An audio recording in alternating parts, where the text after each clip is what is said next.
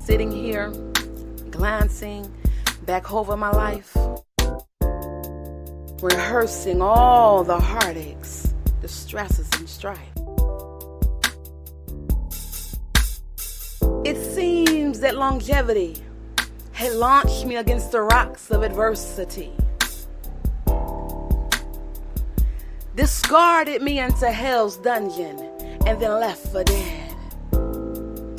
And though I've had many triumphs, it's been hard to lift my head.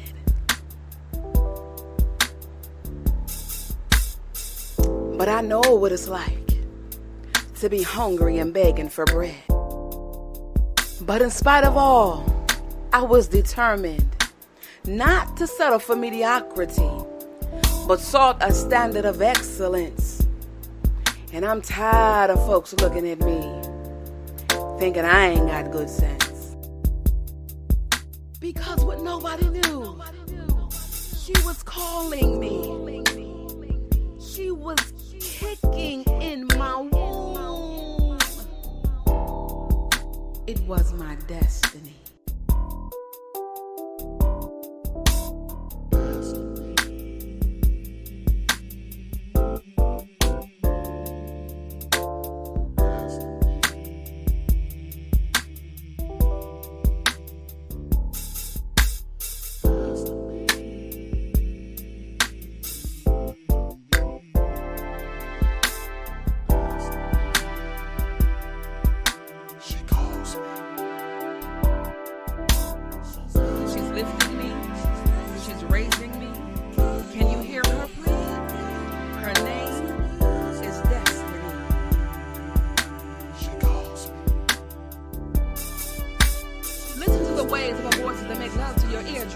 Bidding soft paradiddles of passion, sending warm repetitive echoes into your heart, penetrating unprotected sickness into your spirit to make you pregnant so that her words can be made flesh. She's lifting me, she's raising me. Can you hear her plea? Her name is Destiny. She calls.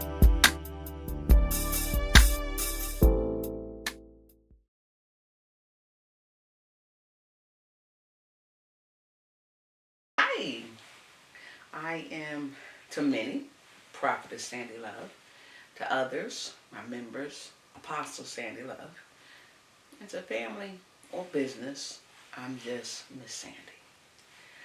I have waited a long time to do this particular interview. I think sometimes when people make an opinion or try to assess you, they do it from such a cloudy and distorted mindset. It's almost like if you're crooked and a liar, then when you look at other people, you call it discernment. But the truth is you're making an assessment based upon your crookedness and your untruthfulness. Does that make sense?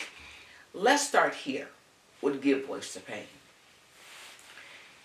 We started this, it was something that God placed on my heart to do. And the purpose of it was to allow people to hear another man's journey so that they could be encouraged, so that they could be enlightened, to let people know that if I heard her story and if I heard his story, surely there is hope for me. That was how it all began. That's it. And here's the kicker.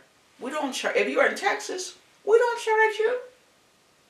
I have driven from where I live to Houston. That is a 4-hour drive up and back. 2 hour to 3 hour shooting time. No rest. We ask for no money. We ask for nothing. We want to be a blessing to you.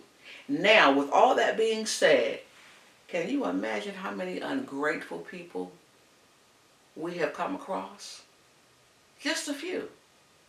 And then we, if they have a business, we support it. We love on them. We encourage them. We make ourselves accessible to them. And in spite of that, they will go and tell another narrative as if they did not receive over $10,000 plus of free services. Not including when we purchase their services. But what I'm talking about is the 2 to 3 hours it takes to film, the 2 to 3 hours it takes to travel, then purchasing their services, the hours it takes, 12 hours a day to prepare for one episode, to edit. Now, if you in film, you already know that costs money, no matter how generic the editing may be. But the ungratefulness of loving on people, and our only objective was to hear their stories. And let me say, thank you for everyone that has participated. So when people ask me, where did Give Voice to Pain come from? It started with me, Apostle and Prophetess Sandy Love. So it's time to hear my story so that you could understand the journey. And if by chance you hear something that reminds you of your own past, just understand, if there's hope for me, there's hope for any and everybody. Welcome to my story, and it is entitled Unapologetic, because I will never apologize for the journey that God has brought me through. All right? See you in a few. Good afternoon. Thank you for joining us this beautiful afternoon. I have with us today Miss Sandy Love. Can you start by telling us who you are and where you're from? I am Miss Sandy Love, and I am originally from Philadelphia, Pennsylvania, West Oak Lane to be exact. And today I am joined with both my son and my daughter, who will be beginning our interview process. So this will be interesting. Oh, really? How many kids do you have? I have 4, 3 boys and 1 girl. Okay. And you are the only girl that you know of, right? Okay. I am the only girl. Absolutely. Mm-hmm. That's it. All right, Miss Sandy Love. Well, how many siblings do you have? I have it's 6 total, so that means I have 5 additional. We are all girls. If I have any more, I am not aware, but it's possible we have more siblings out there. Interesting. Okay. And what is your mother's name? Loretta. My mother's name is Loretta. Loretta. Okay. How was it? How was your mother? How was it growing up with your mother? I didn't grow up with my mom. In fact, I don't have any recollection of her until I was 13. However, my sister swears that she was there from time to time. So out of the 5 siblings, our lives are complicated. Because we have my sister's the oldest, so she was with my grandmother, so she had access to my mom. My third sister, Jamia, had access to my mom. Me, Markima, and Betty did not have access to my mom, so we stayed with my aunt. And then Shantae, the baby, had access to my mom. So my story is a little complicated, but we all have the same mother. In fact, though we are different shades of black, as you can see from the photo, we all look like my mom. Okay. Is there any particular reason why you and your other two sisters were not privy to your mother? I'm sure I'm going to get some of the details wrong. Crystal will fill in later if I miss something. But so during that time, I guess history would call it that whole great migration thing when they were moving from the south to the north. Originally, my family they came from Mississippi as slaves, went to North Carolina. They resided between Winston-Salem and Statesville, North Carolina.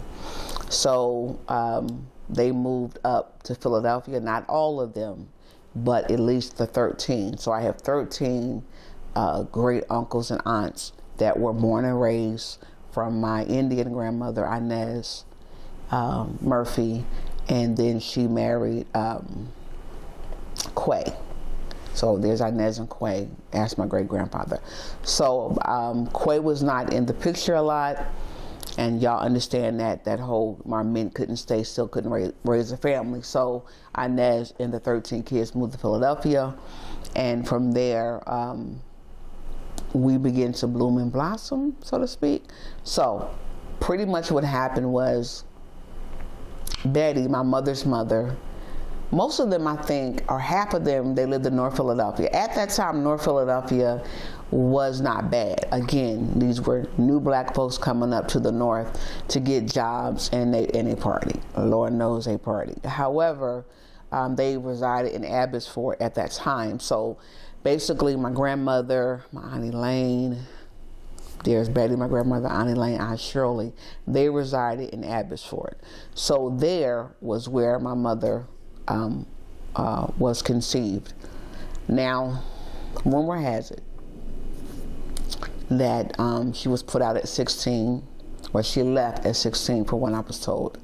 And she was about that street life. It would be years later, meaning years just maybe within the last 10 years that I found out that my mother was a part of the Black Panther party.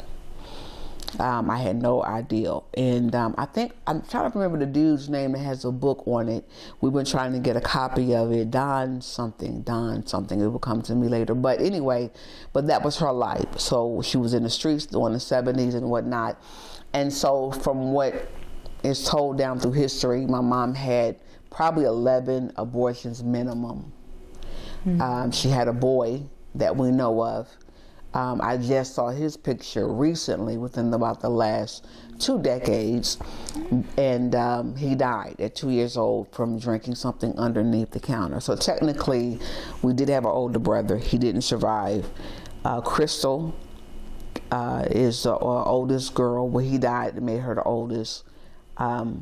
So basically, in between the abortions, Crystal and the boy are allowed to go home to my grandmother. When I'm born, I can't go. So they decided, well, let's give her to Daisy. Daisy was, again, one of the top, okay, they call it the mafia. For this conversation on, if I say the mafia, y'all know who I'm talking about. So Daisy was head mafia. That meant that she was the eldest. She was the one that my grandmother Inez, great-grandmother Inez, made sure that everybody listened to Daisy. So I stayed with Daisy because she wanted a girl. Her son was already pretty much raised and gone. And so middle class, she lived off of Ogons Avenue, lower part of West Oak Lane. Very well off. She was an educator. And so for me, I stayed with her, I guess, up until about the age of 4.5. And then I got put out. So all the other sisters will come into play, but that's where we start. Okay. We'll circle back to that one. Okay. So what was it like overall growing up in Philadelphia? I mean, if I was a normal person, I mean, I would have an answer that makes sense. I think that for me, life just wasn't normal, if there was normal. Again, most people tend to think I was born in the hood or raised in the hood. No, it's just that East Coast edge of being in the inner city and being able to survive. So for me, I spent from the age of 6 to 13 in a foster home. From 13 to 18, I stayed with my aunt and then proceeded to the military. So when somebody asked me what was it like growing up, it was survival.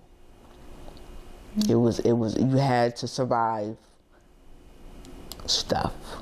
And I just survived. So was it good or bad? Probably, 80% negative. But it was survival. Okay. And you mentioned growing up briefly in a foster home. What was that experience like? Okay, so how I got there was Daisy put me out. So let me tell you why she put me out so we could understand the scenario. Yes. Okay, so listen. Do tell. Okay. So here we have this dysfunctional family, and Crystal's living with my mother and grandmother. The boy is dead. I'm with Aunt Daisy. Of course, I have everything a little girl could ever want. And I do remember the patent leather shoes and the hair bows and all the good little girly girl stuff. She was a part of the Jehovah's Witness. I know that. I remember that vaguely. We would call it church, but it was Jehovah's Witness. And I remember being taught how to read and write. And the reason I can remember that is because they had the footage of me articulating and talking. So I was well above my years because Daisy was an educator. She taught me to read and write. And everybody knew that. Everybody knew that I was her protege. I also became her greatest disappointment. And the reason was because somewhere they decided, let her go down there to the project to be with her sister, older sister, and also the girl number 3, who was Jamia. I remember Jamia couldn't have been older than about maybe 4, I'm gonna say 6 months old at the best, but I remember Crystal always carrying her around and everything like that. But I never saw my mother that I remember, but there was another baby. So I believe the process was every Friday night, my Auntie Lane Mafia family would come and pick me up from the senior Mafia and take me to grandmother. Well, if we got to the projects and Betty was drunk or anything like that, I would go to my Auntie Lane's house where her kids, Sean, Lily, and Angel lived. And then, of course, down the street was Aunt Shirley. I didn't know that my grandmother was an alcoholic. I was never made aware of any of this information. Well, when she wasn't intoxicated, then I would stay there with Crystal and Jamia. So what would happen was, and Crystal, no, I ain't lying. So Crystal taught me how to steal. So back in the day, y'all know they had the candy trucks, the candy houses, but we had a truck, and you would go get candy and all of that. So Crystal would take, I thought was play money, but it was food stamps. And so she would go and we would go to the truck, and so she said, we're gonna go get some candy. And so I didn't know no better. I went out there with her, and she would come back and put it back. She knew where the stamps went. And so I picked up the habit and started stealing from Daisy, but the problem was I didn't have nowhere to go because I didn't know what to do. So it was just sitting in my room. So I got busted. I didn't know. So I think the reason I say I was her greatest disappointment was because in her mind, now hindsight, anybody in their right mind knows that a 4-year-old or 5-year-old is not totally in an adult headspace. But to her, I believe that she felt like because she had taught me how to read, write, knowing right from wrong, I was supposed to be able to know whatever, and that didn't work out like that. So she packed my stuff up one day, my little suitcase, and took me down there in the projects, and that's how I wound up staying there for a time. Now they had mice and stuff. Like, I didn't even know this stuff was real, so I slept downstairs on the couch. Well, first when I got there, because I remember this, I remember that woman took my suitcase upstairs, and I saw her take the stuff out the drawer and everything, and she pulled the curtain back. I know those closets where back in the projects they would have a curtain over a closet where they'd have made a closet. Mm-hmm. So she took the stuff that was in there and threw them like at my feet. I didn't know what it meant. And she took the stuff that was in my suitcase and put it up and hung it up neatly. Took the stuff out the suitcase and put it in the drawer. And then what was in the drawer, she threw it at my feet. And I didn't know what it meant. And so she said, these are your clothes now. You wear their rags while they wear your clothes. They're no longer yours. And I didn't understand. But hindsight, it would explain why I got so many behind whoopings for no reasons. Somewhere in the middle of the mafia, there was a power struggle or a tug of war. And so Daisy, who was the oldest, it was obvious that they didn't like her. That's what I'm going to deduce as of right now. Living there with my grandmother, it was very abusive because she would if she would say, go get me the comb and grease so I can braid your hair. And if you weren't back in a certain amount of time, I was getting my butt kicked. They had 12 stairs in this, I counted them, I remember like it was yesterday. And I got kicked down there so many times or thrown down those steps so many times and had her foot on my head so many times, it was crazy. I remember like it was yesterday. So again, growing up in this atmosphere, no, this wasn't something that I ever saw coming. My Uncle Daryl, who was my hero, one day got tired of her beating on me and came in the kitchen while we were eating, and he heard her hitting on me. He came in there and he busted her nose, broke it. It was blood everywhere. It wasn't an awesome sight, but it was an awesome feeling. Because for me, I felt like, oh my God, somebody's coming to my rescue. Because I got my butt kicked. So when I got put out at 4.5 years old, we'll even say 5 for the sake of conversation. But what I do remember was running away. And I think I got some footage up where you can see the highway that is adjacent. In other words, there's Abbotsford projects on highway all around here. So it's just highway. So if you can imagine in the 70s, a little girl just walking up and down the street trying to get to Broughton Huntington Park. Every time I got picked up, I would tell them I lived at 1722 Widener Place, which is off of Oak Hines. And they would take me back, and Daisy would say, she don't live here. Go take her back where she belongs. And they would take me back. And the beatings got worse. It got worse and worse, and then CPS got involved. And by this particular point, Betty would lock me, Crystal, and the baby in the house.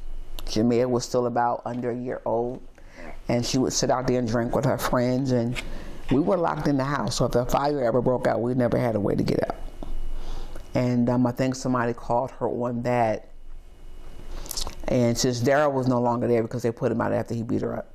So after that, one of their cousins, aunt, sister, her son wound up babysitting, and that turned into physical abuse. That went on for about, I don't know how long it went on, but all I remember was I was running away every time the door opened. I lie not. Daytime, nighttime, it didn't matter. I was out. I had no sense of anything other than I'm not staying here. So that's why I know that by the age of 6, I was removed from the home and placed in a foster home. And yeah, I remember that. Now, did they take you to the foster home, or did CPS get? Oh no, they came and got me. Yeah, they did. And I remember my grandmother saying something like, they coming to get you. I didn't care. I did not care, because, you know, it's amazing how the brain, like people say when you go through trauma, it does. Some things I can remember like it was yesterday. Other things it's kind of like, you know, but I remember them coming to pick me up. And I think the delusion as a kid is that you thought that you were going to go back home. When the reality sets in, you are not going home. That's a whole other beast to slay.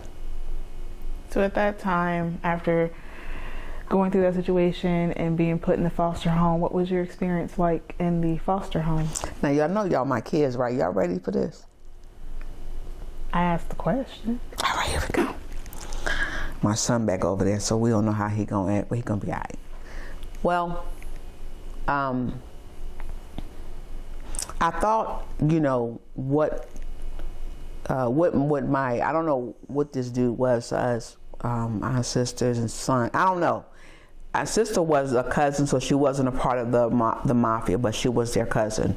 So I'm not sure who her son was. I'm saying that because the abuse was bad. Crystal, who was the oldest girl, was messed up from it. And there where I know that she took a lot of the direct abuse that messed her up mentally as a child. For me, not to be graphic, but I wasn't penetrated. I was fondled, tried to whatever. It never worked. With Crystal, that was a different story, which is why I believe that mentally she messed up today, this period. So for me, the foster home was to be a place of safety, a place of, peace. So the foster home, and if you're not looking at it now, I'll show it at the end. It was a nice size, as you can kind of tell. It had a driveway. The back of it, when you see it as an adult, it looks small. But when you're a kid, it was like the biggest thing in the world. Well, at the time, Children's Aid Society was what we call a foster home, but a foster home was a group home. That meant it had this foster home, Simpson House, had 12 kids, 3 girls and 9 boys. We had a cook. Yes, we had a cook. And her job was to cook and to take care of our laundry. Don't call me bougie, I got it honestly. So we never cleaned and we never cooked. When we got up in the morning, our job was to get up, get ready for brush your teeth and stuff, go down. When you came down to the dining room, you had the option of cold cereal, hot cereal, and then they put you on the van, took you to school, or sometimes we walked. That's another scenario. But for the most part, we came in from school, we went to the laundry room, got our clothes, and we put them into our room. So it was a mansion. I think from the outside looking in, nobody would complain with what the state was doing with the money. None of that. However, I think the first week I was in the foster home, after feeling a sense of safety, we lay in the bed asleep. There was Adrian, Joanne, and me. Joanne was white. Adrian was mixed, and I'm darker, but Joanne was like real light bright. There were 9 boys. I remember Jonathan because Jonathan and Adrian was 16. I remember Wayne because he was asthmatic, and him and Robert, who were 12, would sit up every morning and you could hear them rocking back and forth, squeaking. Maybe it was autism then. We didn't have a name for it, so it was called, they were retarded, whatever. So, real talk. So, everybody was on some kind of medication, but I wonder why. I didn't know then, but I won't talk about that right now. I didn't know why then, but the reason I know they were on medication because in the back of the house there were 2 offices, and so the caseworkers would come there and they would administer the meds out of the house, and the kids would come back in the house and everything like that. But this particular night, somewhere within the first week, Jonathan walked into the room, trying to wake up Adrian, and he woke her up and told her to come here. And of course, me and Joanne woke at the time. And so the way this foster home was set up, when you walk in, you got the foyer here. But if you look up, you had 1, 2 levels. So it was a 3-level, a tri-level house. So the boys were on the 2nd level, and we stayed on the 3rd. So he takes her out the room. Now you can look down from the top to the bottom. So that wasn't hard. So he took her down to the 2nd floor where the boys slept. And he told her, if you love me, you'll let these boys, prove to me that you love me would be a nice, appropriate way to say it. And so every little boy in there, the youngest boy was 6. So from the 6-year-old to the 12, yeah. And I remember me and a little white girl, Joanne, I'm thinking that was either Joanne or Angel. Wait a minute, because I think I beat up Joanne. Maybe this one was Angel. Yeah, Joanne came in the second foster home. Okay.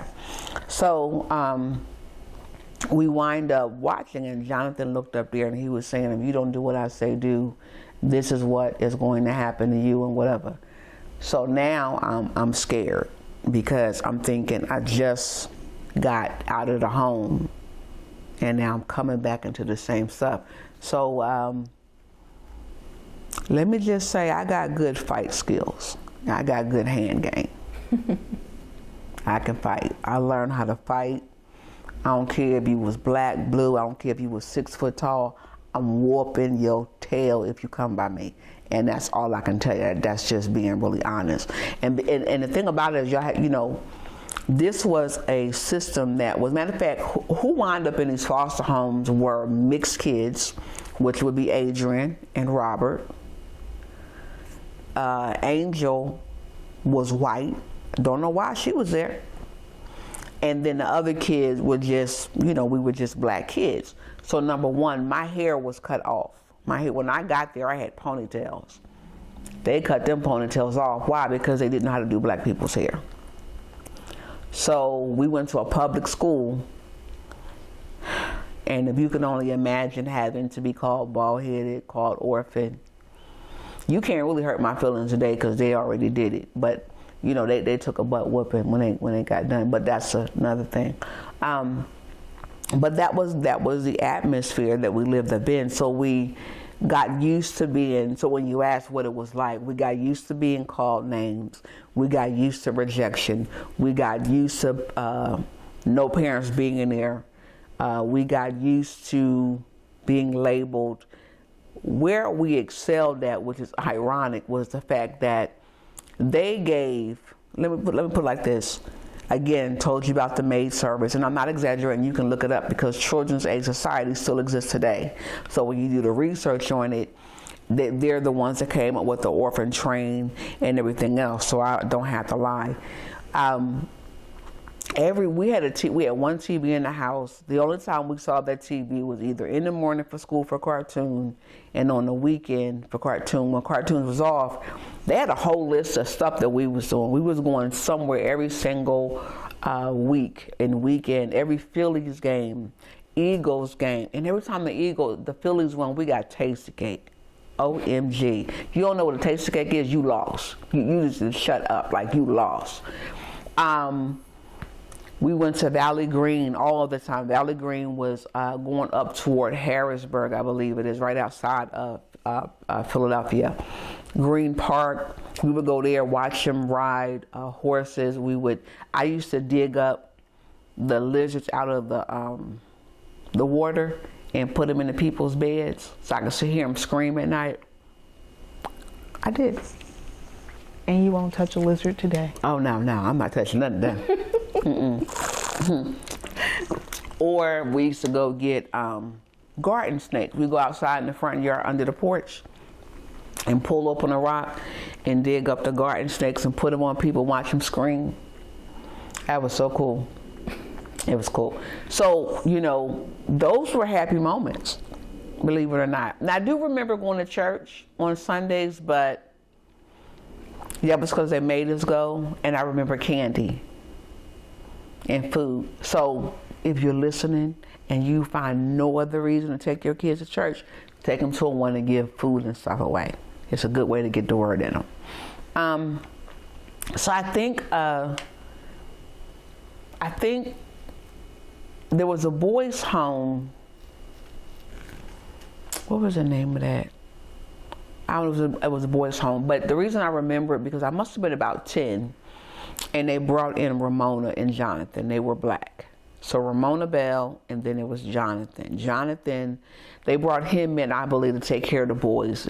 Let me break perspective. The boy Jonathan, I think they found out what was going on, and they moved him and Adrian out and kept the younger kids, so we didn't have to go through that as much anymore. So Jonathan, the male, we called him house parents.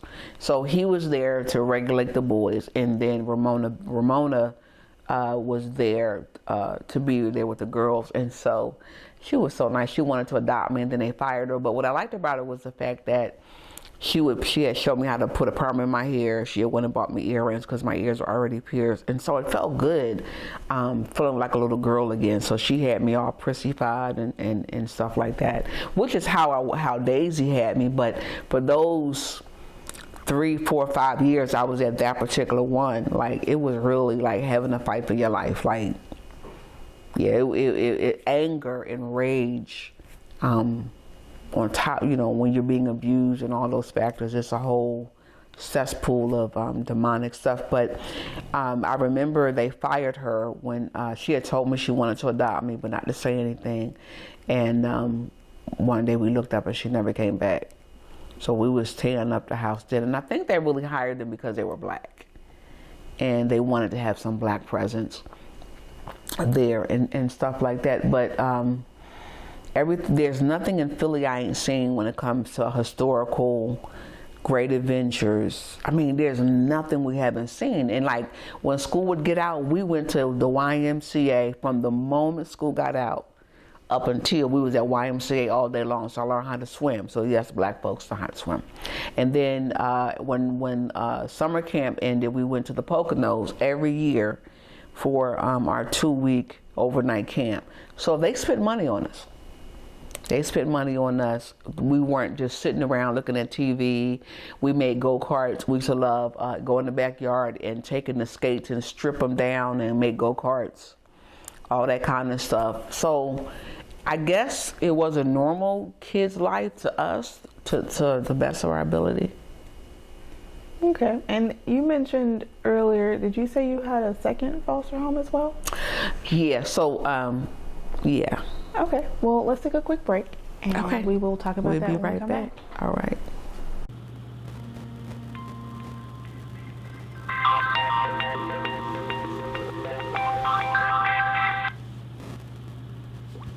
Hello? Hello? Hey, what's up? Not much, man. What are you doing? Sleep? Hey, I need you to get up. We just got booked for 3 shows. Okay, where? We're about to go to Philly. It's just called Art of Spoken Word. Oh. I need you to get up. We got an hour to get ready, and we need to be at the airport in 2 hours. All right, I can do that. Swing by and Man, get me. let's go. Come on. Bye.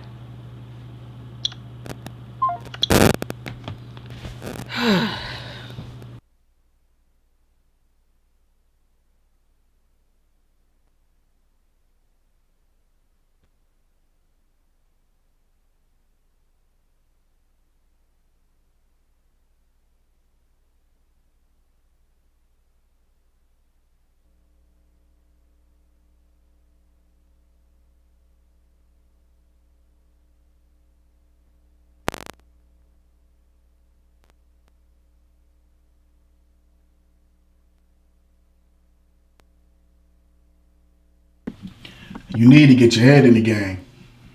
Can't nobody tell your story like you. Many have tried to tell my story, but only I own this here pen. You see, I was 10, Pastorius Elementary, 5th grade, Philadelphia. Mr. Provette was my teacher. Reciting Eagle Trip, he challenged us to create our own versions. This was the day that I was introduced to my pen and my pen to my canvas. It smelled something like crazy glue and peanut chews. We were playground renditions of revolutions. This was a time where Black Panthers were putting away their guns and picking up Afro picks because these were the limited choices of that day. But we were young. And we were still finding our voices on the corners of angel dust where teen mothers were becoming the dope fiends and cherry blossom queens, and big mamas were trying to find their freebase trips on highways to hell. Our innocence was stolen in silence. We were the generation who was left alone, forgotten, abandoned at the hands of good times and house parties, chilling on the stoops that created more babies than it did dreams. So while our Black leaders of that day were becoming the last poets of the era, mounting upon the platforms of Plato, Socrates, and Garvey. They still were mocking poets like Langston, Brooks, and Douglas. And while Gil Scott Heron was shouting out the latest message to the messengers, it was my generation that was dying. Our pens were bleeding like innocent virgins. No pads and no mentoring. We were left unscripted. Our dreams disassembled, scattered amongst empty tombstones. We bared no marks of identification. We were uncensored children of immature wisdom, still seeking some parental guidance, but our stories, we transcribed them in black and white notebooks of confusion. These were the stages of building our resumes, trademarking our existence. Even then, we owned our pen. I owned the right not to be silenced. My bloodline speaks from the captured voices of slavery, taken from so long ago that even now I even deny the journey. However, in my veins, alliterations is emerging. My dispositions drinks the lyrical juices of poetry, conforming conjunctions into functionary facts, similes into epics, turning metaphors into haikus. I even rescue Guy from the auction blocks of familiarity. So these veins are filled with the poetic license of freedom. So I should not apologize for the right to speak, no more than I should ask your permission to write. This here pen, you better know, I own it. Okay, so the question you asked was, what was it like in the second foster home? I don't know if we aged out of that particular one, or I really think it was because they wanted to do away with the co-ed living situation.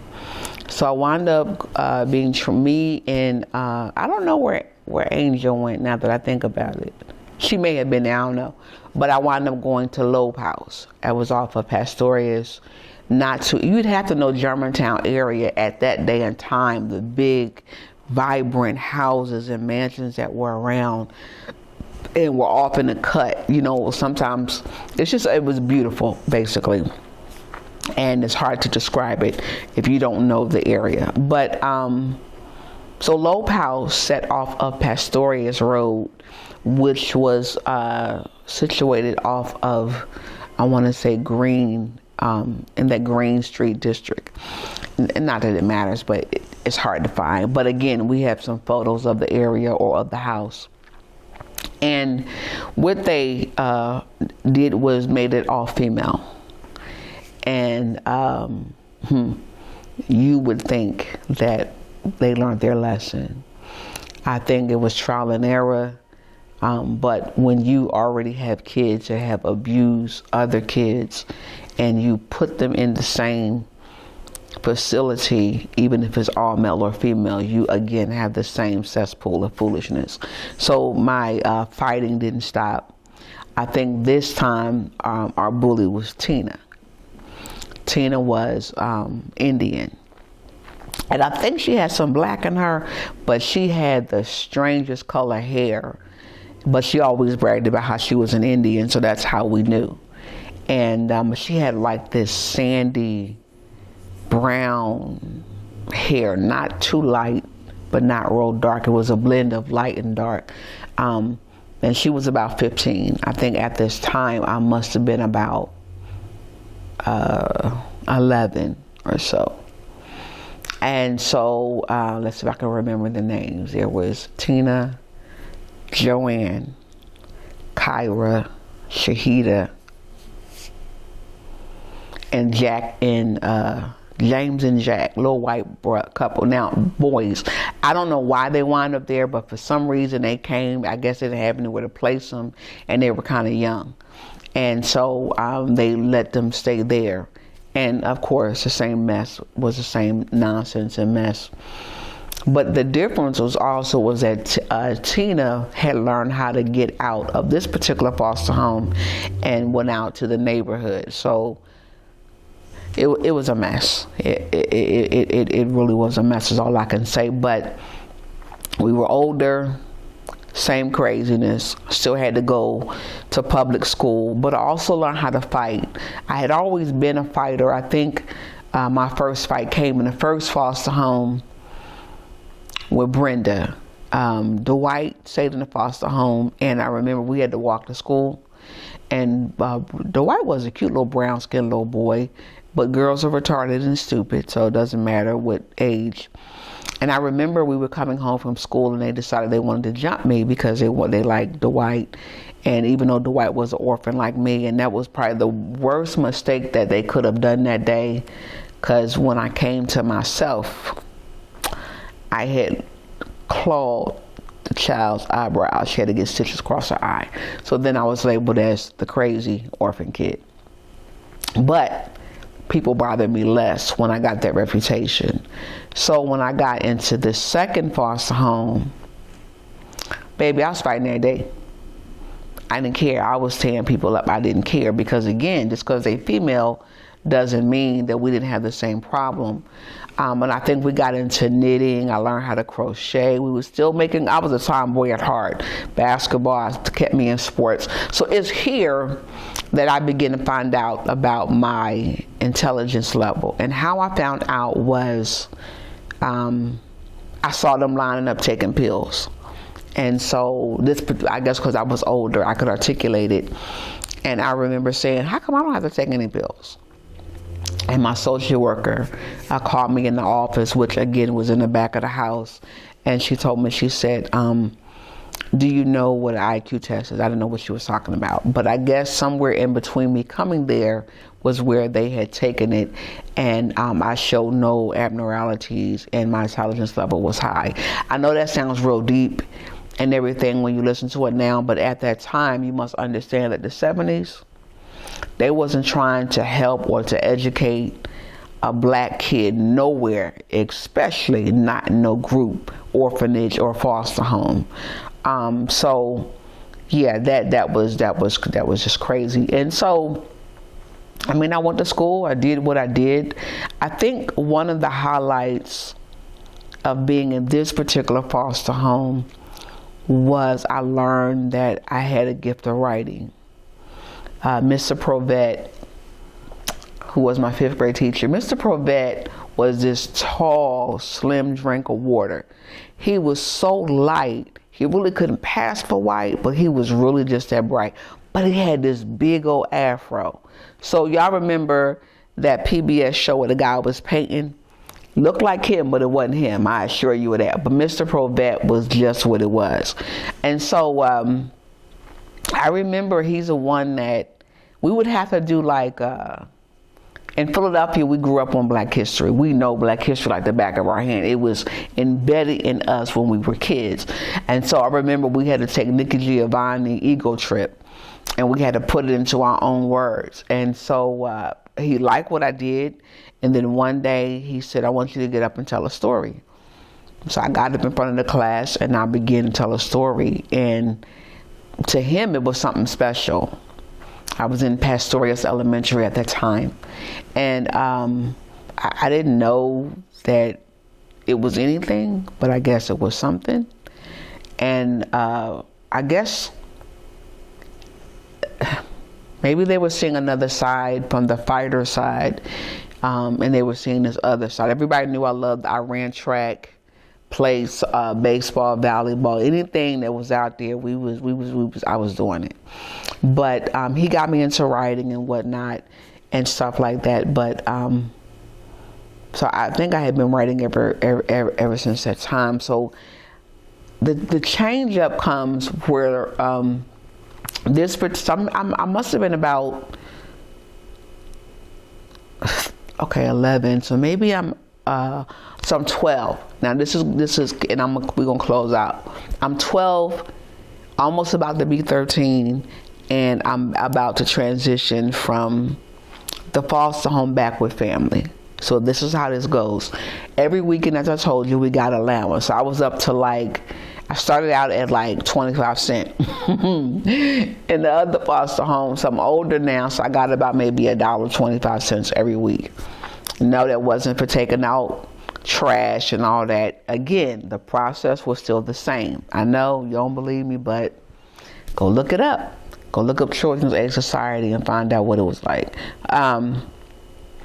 So Miss Ingrid, black, well, she was mixed. She was taking us to the mall to spend our allowance, i.e. still. You know, we had allowance, but $125, we used that for candy, and we sold the rest of the stuff we wanted. And we were in Cheltenham Mall in Philadelphia. And we went in the mall as always, and whoever was with me, I'm not sure who it was, but I remember I told the girl that was with me, and I was like, that lady looked familiar. I know her. And she was like, you know, we ain't got no family. I was like, I know. Because we had got used to being the unwanted kid. So our feelings weren't hurt. We were so numb. It was crazy. But so the statement didn't offend me is my point. And I was like, I know, but I know her. And so she was like, yeah, you know. And I said, no. I said, I know her. I said, I'm going to go say something to her. And so I walked up to her and I said, do you have a niece named Loretta? And she said, yeah. And who are you? I says, I'm Sandy. I'm her daughter. And so she says, no, you're not Sandy. I said, yeah, I am. And I said, isn't her mother named Betty? And so she kind of like ignored me, and then I guess she must have honed in. And I began to tell her the color of her house, how many bedrooms, how many floors. And by this time, she was in awe. And I remember taking her out to Miss Ingrid, and I said, and so she got the exchange information. Miss Ingrid told her who to contact and everything like that. So I was excited, you know, like, I don't know, like, I guess I knew I was about to go home, or I wanted to go home, because I hadn't had any family visits or no contact with family or anything during this period. And so about, I don't know how many days or weeks later, but I do remember one day that the foster home people took me to this other orphanage where all these babies were, I mean, they had rows of babies lined up. And they took me around to this one baby and said, that's your sister. I said, whose sister? I don't have no sisters. Another one? Like, and that was Rakima. So that was sister number 4. And she was about 2 years old, could not talk at all. And she would just say, That's all, like, And so when you see in the movies and you see those babies lined up and they don't even try to like put their hand up or nothing like that, it's because they're not allowed. Like the case with Ramona, they can't show you affection. They can't get attached to you. So that is important to them. And so she had no interaction with an adult. I found out later that I think somebody my mom had her, like all of us got some story of being born. I was given a Daisy. I don't know about Jamia. Crystal, I know, was there. Rakima, I want to say she had her someplace and somebody took her and gave her to the state. So there was always a story. So what they began to do was they began to make me visit her every weekend. And so every weekend I would sit there and talk to her. Little did we know was that my aunt, the one I had met in the mall, that they were making the transition and they were putting us there to see if we were a good fit and all that. You don't know all that. All you know is this is a new little sister and they want y'all to be friends. But that basically led to us moving with my Aunt Barbara. Now here go the other part. So we get to my Aunt Barbara's house and there's another daggone baby.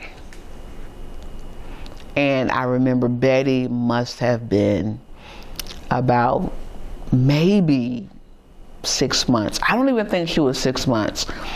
And so here she was, this Chinese eyed, looking like Jamia, because Jamia got Chinese eyes, baby, and just sitting there. And I'm looking at like, where these kids come from? I'm 13 now. So I'm like, this woman keep having babies. I was grown. That's all I could tell you. And so, here we were. We were at my aunt's house. It was the house. Now here, and we're going to end it right here. But what the kicker was this. The kicker was, she asked me, how did I know or remember her house? And I was like, I don't know. I just knew it. So she told me I had never been, I'm sorry, not never. The last time I had been to her house, I was 8 months old. So there was no possible way that I should have ever known the color of her house, the interior of the house, or anything. And so, of course, hindsight is 20/20. I realized that prophetically, the prophet comes out. We are born prophets. The manifestation of the gift, it shows up at some particular point. Whether I was in control or not is irrelevant, but the mantle was definitely in the bloodline. So that's how. So at this time, so we have Crystal, that's still with my mom. Jamia is still with my mom, and us three are with my aunt Barbara, who did not live in the project. She lived in West Oak Lane, not too far from Daisy. So that's pretty much, without like, I didn't want to make this too gory, that we get lost in it, but I can't help but acknowledge what happened. I think that sometimes when like y'all seeing the saved and delivered side, you ain't want to meet that person. Because as you'll find out in the next episode, baby, my fight game is 100. You don't want none. You didn't want none. And put the anger and the rage and the generational curses all mixing together. Well, I hope I said something that encouraged you, and this will conclude episode 1. And so next week, my son is going to, they're going to rotate. Some things I want to do by myself, so you'll see it just me in a shot, or them, like right now, they're behind the camera. But there are some cases where I'll have them in there with me, and there's some cases I won't, for different and various reasons. So I don't know if this was going to be too much for them to hear, even though they've probably heard it before.